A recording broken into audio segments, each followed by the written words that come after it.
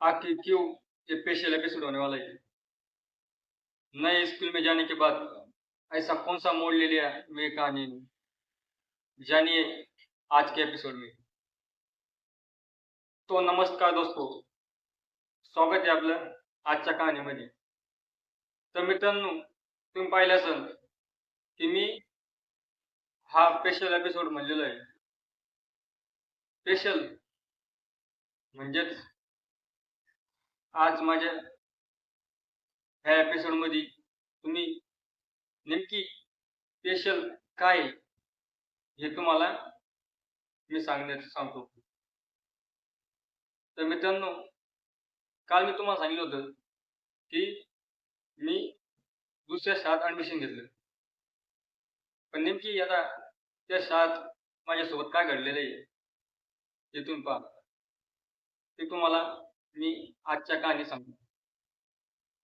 तर मित्रांनो, झालं असं की माझ्या घरच्यांनी माझं तिथं नवीन शाळेमध्ये ॲडमिशन घेतलं, पहिलीला.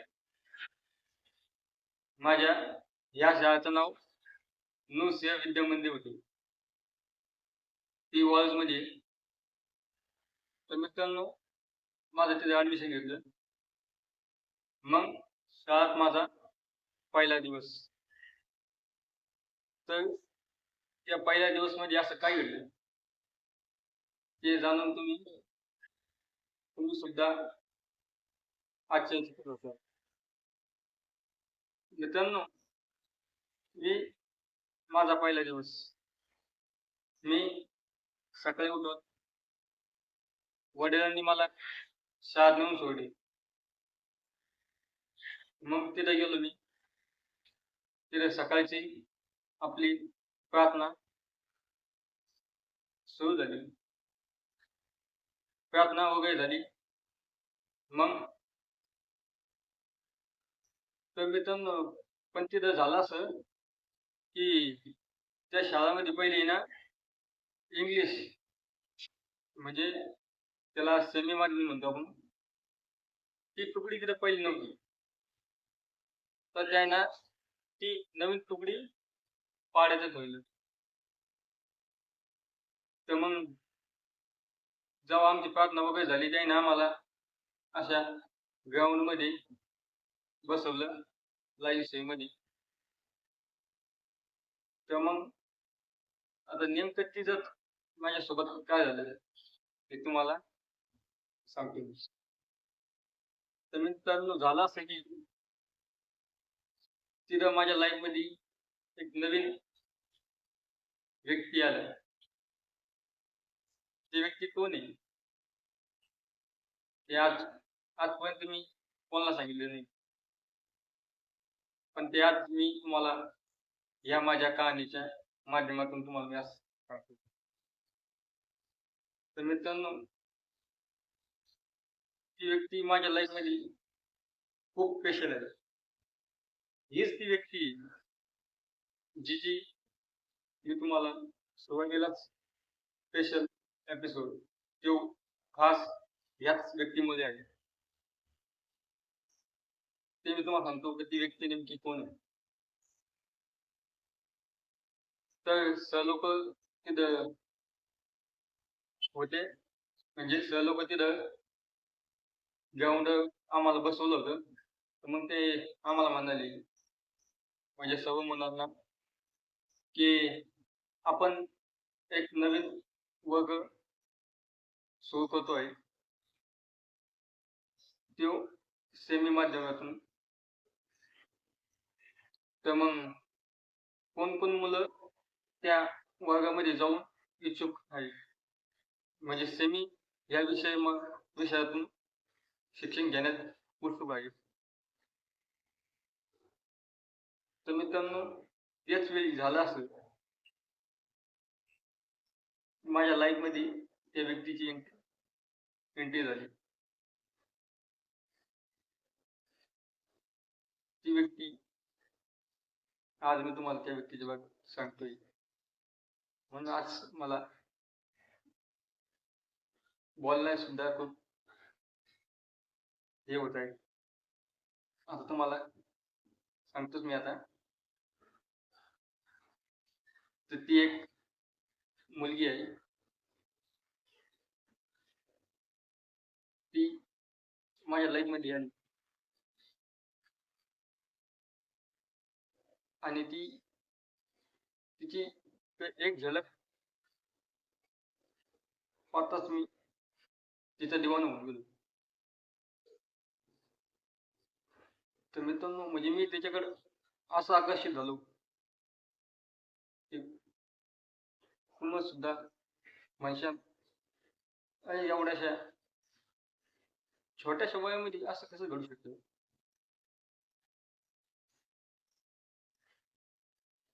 पण हे एक सत्य आहे मित्रांनो. ही तर मित्रांनो, ती व्यक्ती, मी त्या व्यक्तीला पाहताच मला दुसरं काहीच भान नव्हतं मित्रांनो. मी तिच्याकडे पाहत होतो. मग सर लोकांनी सेमी माध्यमाची तुकडे टाकली.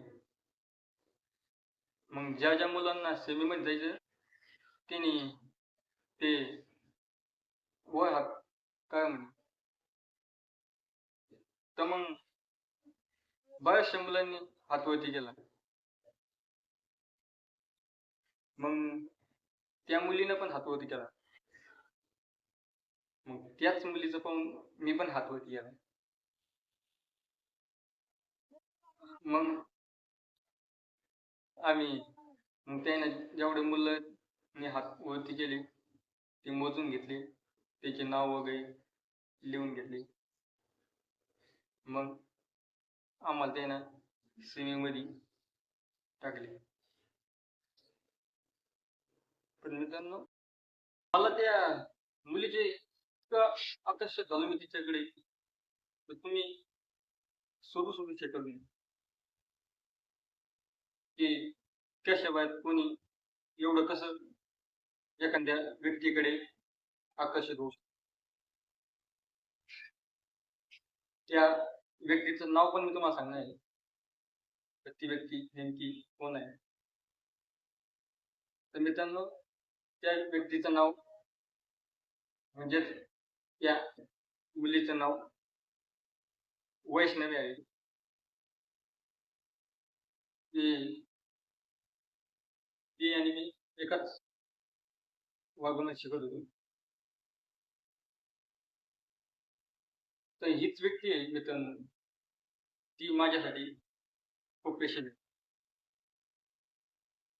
पण मित्रांनो, याच्यामध्ये अजून एक नवीन मोड आहे की तुम्हाला पुढे कळणार जाईल. नेमकी पुढं काय घडलेलं आहे हे तुम्ही ऐकून तुम्ही सुद्धा म्हणशाल, अरे खरंच खूप वाईट झालेलं आहे मित्रांनो.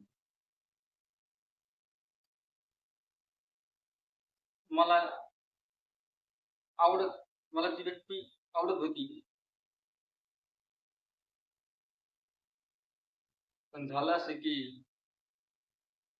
मी आजपर्यंत तिला बोललेलो नाही. याचंच खूप मला वाईट वाटतं की ज्या व्यक्तीला मी इतकं पसंत केलं, त्या व्यक्तीला मी आजपर्यंत बोललो नाही. ते म्हणतात ना, एकतर्फी प्रेम. तसंच मित्रांनो, मी पण एकतर्फीच प्रेम केलं.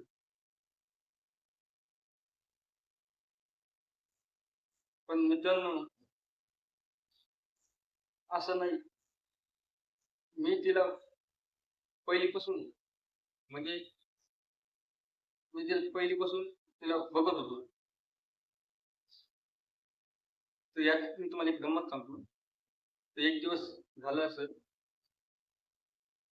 तर ती पुढं बघत होती आणि मी तिकडे बघत होतो.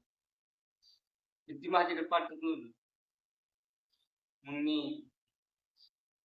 एखादा एक खडा घेतला, तिला मारला.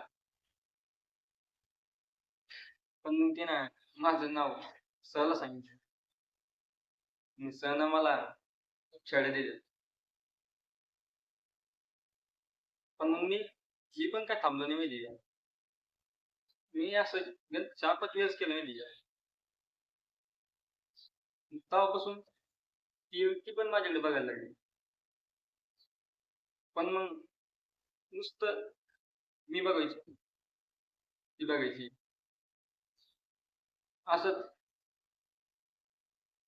तुम्हाला मित्रांनो फोटो होता ना, 6 वर्ष कंप्लीट मी नुसतं लांबूनच बघत होतो. पण कधी बोलू नाही शकलो. याचा मला अजून सुद्धा अफसोस होतो. काश मी बोललो असतो. काश मी माझ्या मनातले भाव व्यक्त केले असते. पण मित्रांनो, जर समजा आजही मी तिला बोलन याचं म्हणजे बोलायची माझ्यात हिंमतच नाही मित्रांनो. त्याच्यानंतर मी त्या शाळेमध्ये फक्त 6वी पर्यंत शिकलो. मग 7वीला आम्ही आमचं वाळूचं घर विकून गावाकडे गेलो. पण ती गोष्ट तशीच म्हणता येईल. मग 2020 मध्ये मी इकडे आलो वाळूला. पण मग तिचं मला काहीच आतापत नव्हता मला. आता कसं पहिले आम्ही जिथे शिकत होतो मुलांचे त्यांची 10वी आता सुटली होती माहिती. मी 2 वर्ष तिकडं लिंबे जळगावला गेलो. तिथं मी एका कंपनीत कामाला जात होतो. तर मग कामामध्ये मी गुंतलो. कसं ते कामच कळतं. मग आम्ही त्याच्या 1 वर्षाने इकडं वाळूला आलो. पण मग मला त्याचा काहीच अता-पत्ता नाही. नेमकं कसं शोधायचं कसं? मग म्हणलं आपल्या लाईफच्या कहाणीमधून जे आपल्या लाईफमध्ये अव्वल घडलेलं आहे ते कोणाच्या तरी सोबत शेअर करावं.